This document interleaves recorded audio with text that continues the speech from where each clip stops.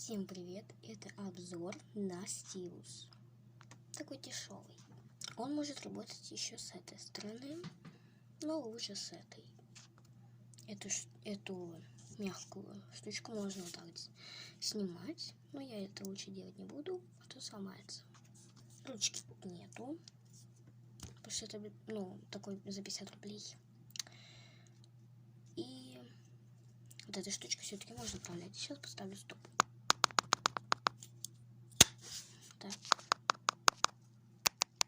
Как видите, я поставила стоп. Сейчас попробую поставить стоп сразу вот этой.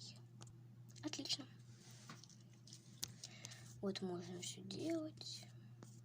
Вот я могу сейчас яркость хорошо включить. Отлично. Это мой первый обзор на что-то. Итак, смотрим дальше. Он синего такого цвета. Дальше, мне кажется, нужно купить микрофон. Такой вот.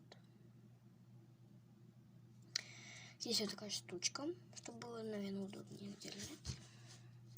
Вот так я обычно держу. Или можно как писать. И вот так по экрану можно водить. Сейчас я вам все покажу. Показать я буду, наверное, в другом видео, во второй части. Но сейчас я покажу вам по-другому. Например, увеличу...